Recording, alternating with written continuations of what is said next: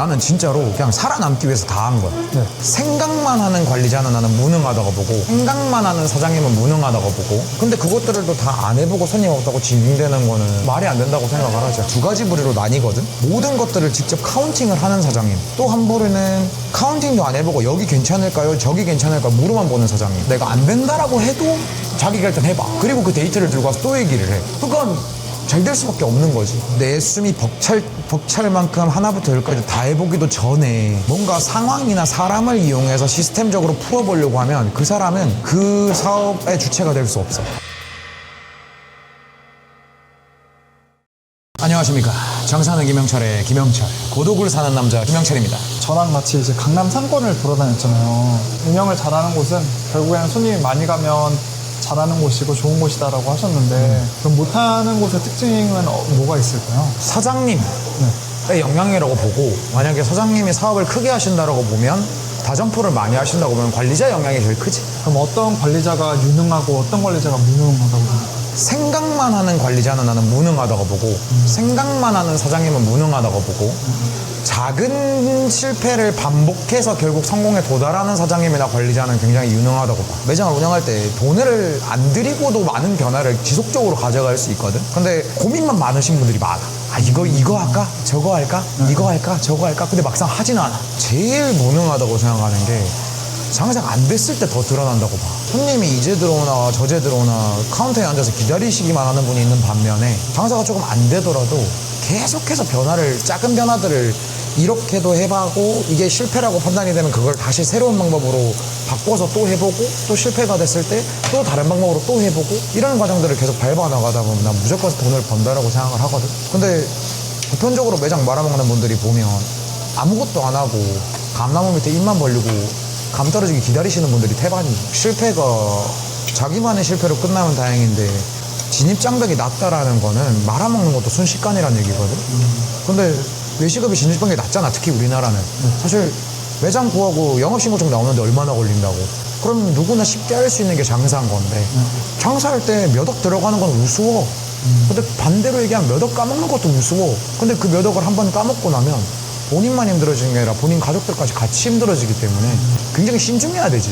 내가 만약에 필드로 돌아가면 나는 가장 먼저 해볼 게, 돈 안 들이고 그 매장의 손님 반응이나 더 많은 고객을 유치하기 위해서 방법들이 100가지 이상도 충분히 나올 수 있지 않나? 작은 것들만 봤을 때. 근데 그것들을 또 다 안 해보고 손님 없다고 징징대는 거는 말이 안 된다고 생각을 하지. 하다못해 방금 전에 우리가 이 매장에 남양주에 있는 매장으로 왔는데도 불구하고 나는 이게 궁금했어. 아이들 놀이 무료, 이게 뭐지 하고 눌러봤더니 여기는 이제 가족 손님들이 많이 오니까 이 메뉴판에다가 무료로 해놓고 스티커북 같은 것도 내주는 거지. 이런 것들도 나는 이 매장의 사장님이 굉장히 유능하다고 생각을 하는 거거든. 왜냐면 이런 것들도 지속적으로 생각을 안 하고 뭔가 더 잘해줄 수 있는 게 없을까, 많은 시행착오를 겪지 않았으면 이런 것도 사실 아이디어가 안 나오는 거지. 요번에 강연 상담을 하면서 찾아오시는 점주님들 보면 두 가지 부류로 나뉘거든. 한 부류는 매장을 알아보러 다닐 때도 모든 것들을 직접 카운팅을 하는 사장님, 또 한 부류는 카운팅도 안 해보고 여기 괜찮을까요? 저기 괜찮을까요? 물어만 보는 사장님.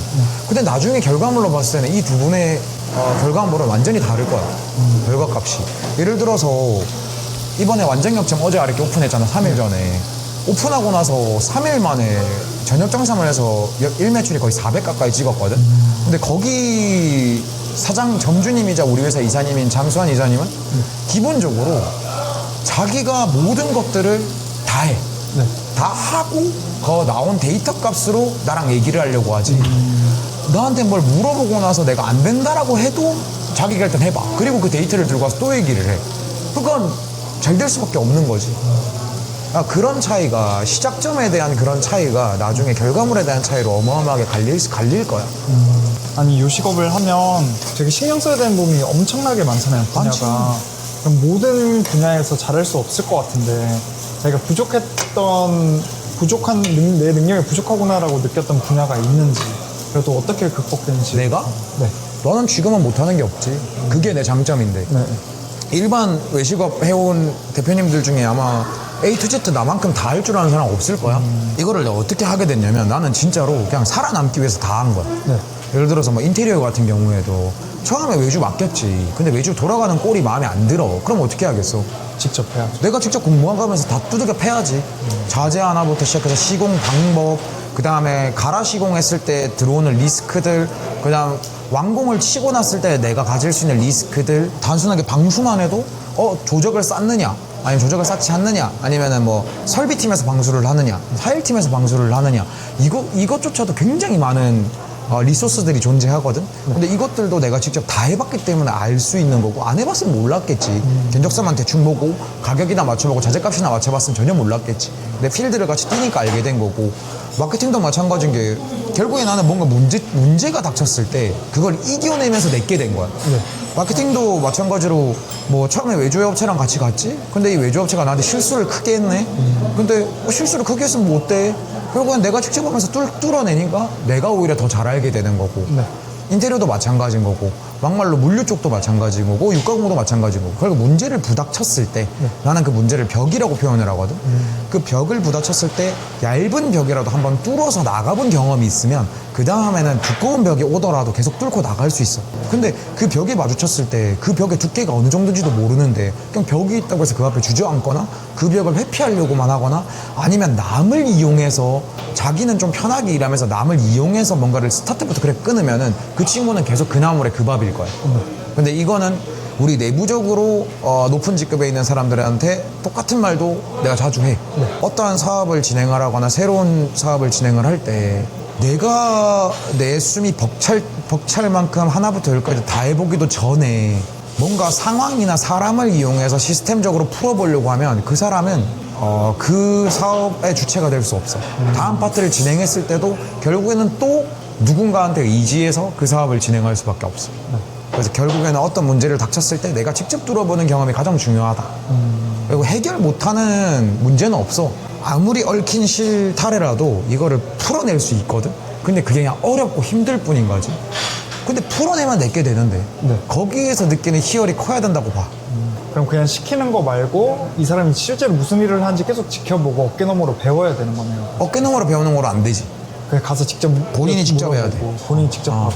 근데 처음에 아예 할 줄 모를 때는 이제 다른 사람한테 맡기잖아요. 처음에 그 사람이 어떻게 했는지 그냥 직접 좀 옆에서 좀 유심히 보시는 편인가요? 계속 보려고 해야 되고, 그리고 시대가 좋아졌기 때문에 일단은 이 인터넷 세상에서 나와 있는 정보들이 굉장히 잘 돼 있어. 그리고 그 정보로 공부를 하고 밤에 새벽에 공부하고 또 현장 나가서 그 공부한 토대로 그 내용이 제대로 적용이 되는지, 그리고 그 적용이 안 되고 다른 방법으로 간다면 이거는 뭔지 계속해서 알려고 노력을 해야지. 그러니까 결국에는 실행입니다. 실행. 내가 얼마만큼 실행을 해보느냐, 내가 얼마만큼 내 몸으로 부딪혀 보느냐가 가장 중요한 키포인트인 것 같아요. 앞으로도 계속 무능할 건지 아니면 유능해질 건지를 가르는 정말 기준이 되는 것 같아요. 그럼 최근에 키우고 있는 능력이 있다면? 내가 잘못한 거를 인정하는 거. 나는 지금까지 내가 걸어온 길이 항상 맞다라고 고집도 부렸고, 그게 맞다라는 걸 증명하기 위해서 더 많은 노력과 더 많은 낭비도 했거든.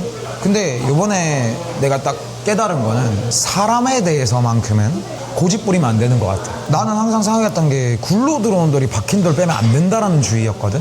근데 아닌 것 같아. 이번에 보니까 회사가 규모가 커지잖아. 회사가 규모가 커지거나 내 장사가 다점포로 넘어갔을 때 그 규모에 맞는 사람들을 계속 외부 채용해야 되는 것 같아. 물론 거기에 따른 리스크도 있겠지. 그런데 그 외부 사람이 들어옴으로써 굴러 들어온 돌이 박힌 돌을 빼는 게 아니라 박혀있는 돌들이 그 새로운 사람들과의 경쟁이 되면서 고여있지 않게 되는 것 같아. 가장 힘든 건 사람을 키우는 건 것 같아. 어차피 내 맘 같지 않고 키우는 것도 물론 중요하지만 외부에서 신진 세력을 받아들여서 그 친구들이 고여있지 않게 하는 게 내 역할이었는데 나는 오히려 내 역할을 제대로 하고 있지 못했다라는 걸 인정하고 지금 다시 바꿔가고 있는 중인 거지. 그러면 사람을 대할 때 당근과 채찍의 이제 비율이 되게 중요한 것 같은데 그동안 당근을 좀 너무 많이 좋았던 걸까요? 그게 당근이라고 느껴지게끔 줬어야 되는데 나는 이제 그게 당근이 아니라 당연하게끔 느껴지게 해버린 거지. 그게 나의 패착이었던 거고, 중간 관리자 가오를 위해서 내가 너무 전체적인 소통을 안 했다. 그건 결국 내 잘못인 거지. 그렇다고 해서 지난 시간을 내가 잘못했다고 생각하는 건 아직도 전혀 없어. 전혀 없고 그 친구들이 있었기에 내가 여기까지 온 것도 맞아.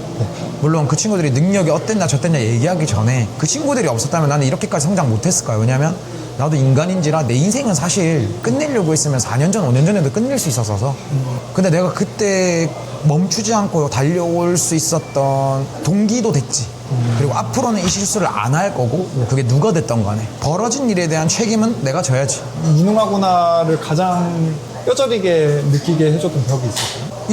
역시 이번에 느낀 게 저는 사실 대표로서의 욕심이 없었습니다. 제가 가장 가고 싶었던 길은 좋고 능력 있는 대표님을 만나서 딱 2인자가 되고 싶었거든요. 전략기획실장. 근데 역시 이번 파트에서도 내가 다시 모든 것들을 다 주관을 하다 보니까 역시 나는 필드가 행복해. 대표로서는 그렇게 행복하지 않은 것 같아. 오늘 영상을 시청하시는 분들에게 드리고 싶은 말은 저조차도 아직도 많은 실패를 겪고 있고 많은 시행착오를 겪고 있고 스스로 무능하다고 생각도 많이 합니다. 다만 저는 그렇게 느꼈을 때 주저앉지는 않습니다. 이번에도 주저앉지 않고 뚫고 나가면서 저는 더 성장을 하겠죠. 영상을 보시는 분들도 요즘 경기 상황도 힘들고 매출 때문에 많은 고민들도 있으실 텐데 반복된 실패를 두려워하지 말고 매장 내에서 돈을 최대한 안 들이고 할 수 있는 많은 변화들은 지속적으로 계속 시도를 해보자고요. 그러다가 한계가 얻어 걸릴 겁니다. 그러면 그 얻어 걸리는 걸 디벨롭해서 우리 매장만의 경쟁력으로 삼으면 반드시 먹는 장사는 망하지 않을 겁니다. 여러분들보다 더 많은 실패와 더 많은 무능함을 스스로 겪고 나아가고 있으니 여러분들도 제가 앞에서 바람막이를 해드릴 테니까 멈추지 않고 실패를 두려워하지 않고 지속적으로 많은 실행들을 해보셨으면 좋겠습니다. 장사는 김영철의 김영철이었고요. 오늘도 영상 시청해주셔서 감사합니다.